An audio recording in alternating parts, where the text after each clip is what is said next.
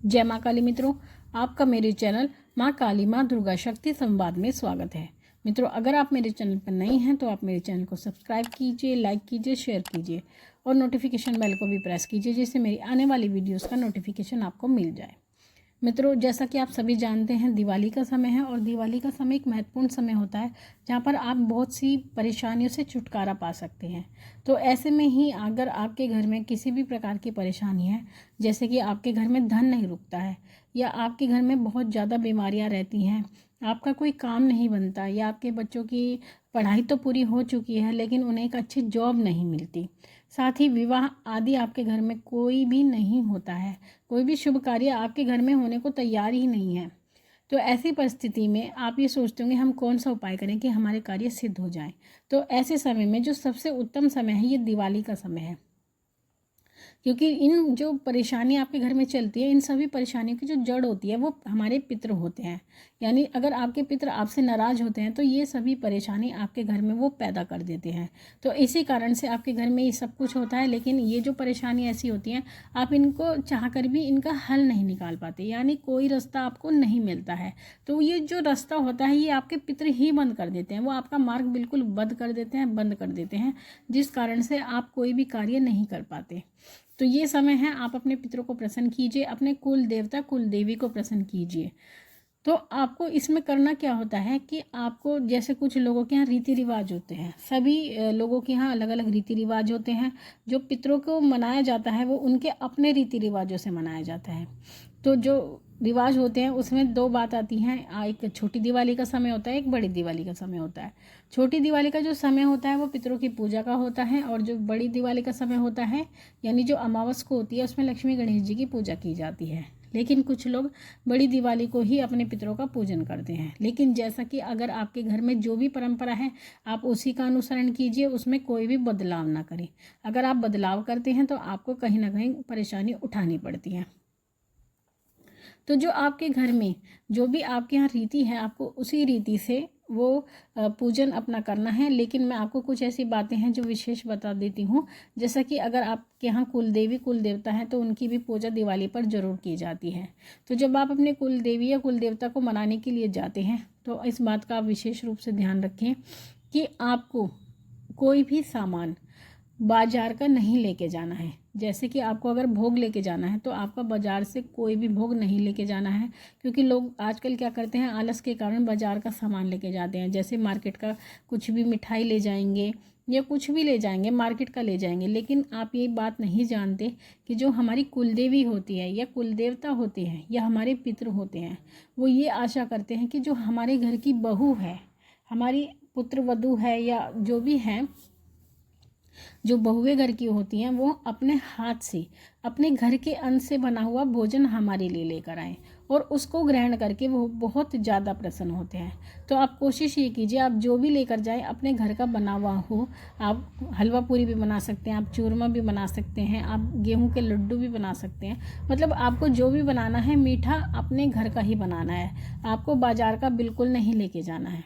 दूसरी बात, जब आप अपने पितरों को प्रसन्न करने के लिए जाओगे, क्योंकि जहाँ पर स्थान होता है वहाँ पर जाते हैं लोग और वहाँ पर ही अपने पितरों की पूजा करते हैं। तो जहाँ पर आपके स्थान है वहाँ पर आपको एक तो वस्त्र जरूर लेके जाना है, क्योंकि दिवाली और होली पर वस्त्र विशेष रूप से दिया जाता है। तो आपके जितने भी स्थान बने हैं उतने ही वस्त्र आपको लेके जाने हैं।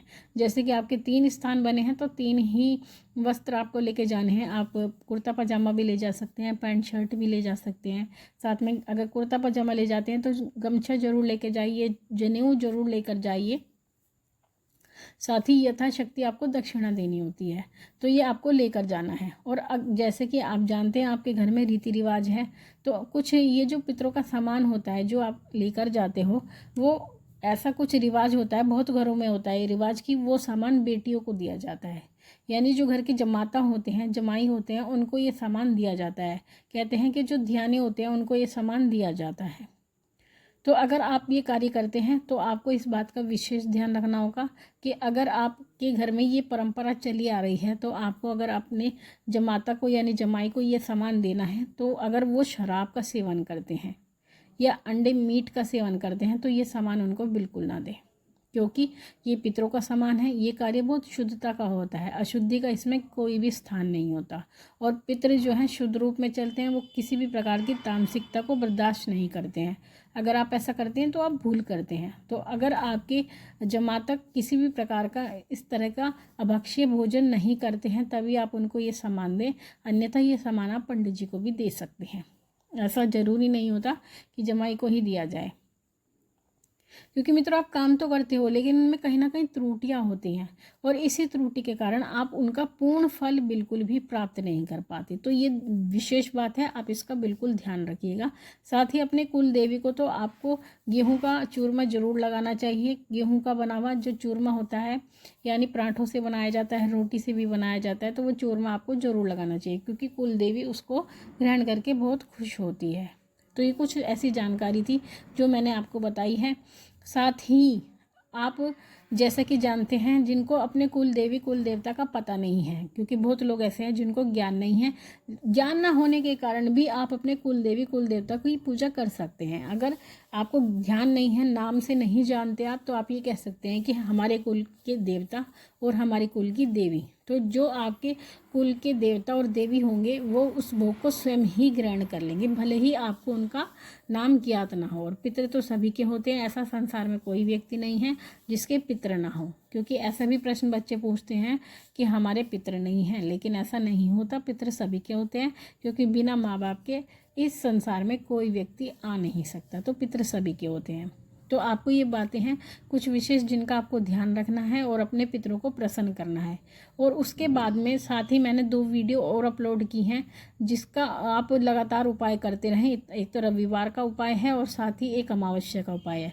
ये भी आप अपने साथ साथ करते रहें तो आपके पितर प्रसन्न रहेंगे और आपके घर में जो बाधाएं चली आ रही हैं, मतलब काफ़ी दिनों से जो परेशानी चली आ रही है, उनसे आप छुटकारा पा जाओगे। अब प्रश्न लेते हैं अपने सब्सक्राइबर का। ये प्रश्न है अंजुका नाइक का। अंजुका नाइक जी ने मुझसे पूछा है, माताजी मुझे मेरी इष्ट ग्राम देवी की सवारी आती है पर सिर्फ चैत्र और दशहरे में उनकी कृपा पाने के लिए क्या करूं, बताएं कि जब मुझे उनकी सहायता चाहिए मैं ले पाऊं, कृपया जवाब दें। देखिए, अगर आपको सवारी आती है, आपकी ग्राम देवी की सवारी आती है तो बहुत अच्छी बात है। अगर आप उनकी सेवा पाना चाहती हैं तो उसके लिए आपको क्या करना होगा, आपको उनकी सेवा करनी होगी और ये सेवा आपको लगातार करनी होगी। आप जैसा कि जब आपकी ग्राम देवी हैं तो आपको उनका पूजन आदि तो पता ही होगा, तो उन्हीं के अनुसार आपको पूजा करनी है। और जैसे जैसे आप पूजा करती जाएंगी आपकी शक्ति खुलती जाएगी। तो जब भी आप उनका ध्यान करेंगी तो वो आपके सामने प्रकट हो जाया करेंगी और आपकी जो भी परेशानी है उनको वो हल कर दिया करेंगी, लेकिन आपको सेवा लगातार करनी पड़ेगी। अगला प्रश्न है वर्षा मनीष जी का। इन्होंने मुझसे पूछा है, जय माँ काली माँ, मेरा ये प्रश्न है कि हमारे यहाँ मुस्लिम मार्केट है, वहाँ प्योर इत्र मिलता है, क्या वहाँ से ले सकते हैं, प्लीज़ माँ बताएं। ये पूछ रही हैं कि माँ काली को इत्र जो चढ़ाना है या लगाया जाता है माँ भगवती को, क्या वो हम मुस्लिम मार्केट से ले सकते हैं। देखिए बच्चे, ऐसा कुछ नहीं होता, माँ भगवती भाव पर चलती है और इत्र अगर प्योर मिलता है तो सबसे ही उत्तम है, क्योंकि प्योर इत्र माँ भगवती को बहुत पसंद है। मिलावटी चीज़ तो भगवान वैसे ही पसंद नहीं करते, तो आप वहाँ से ले सकती हैं, क्योंकि बनाया हुआ मनुष्य के हाथ का ही है, किसी अन्य ने नहीं बनाया। माँ ऐसा कोई भेद नहीं मानती है, तो आप ले सकती हैं और माँ भगवती को वो इत्र आप चढ़ा सकती हैं। तो मित्रों, ये थे आपके प्रश्नों के उत्तर। साथ ही मैंने आपको अपनी बात भी बता दी है, वीडियो से जानकारी भी दे दी है। साथ ही अगर आपका कोई भी प्रश्न है तो आप मुझे कमेंट बॉक्स में लिख सकते हैं। कोई भी जिज्ञासा अगर आपके मन में है तो आप मुझे कमेंट बॉक्स में लिख सकते हैं, मैं कोशिश करूँगी उस पर वीडियो बनाने की। मैं आपसे फिर मिलूँगी अपनी अगली वीडियो में, तब तक के लिए जय महाकाली, जय महाकाल।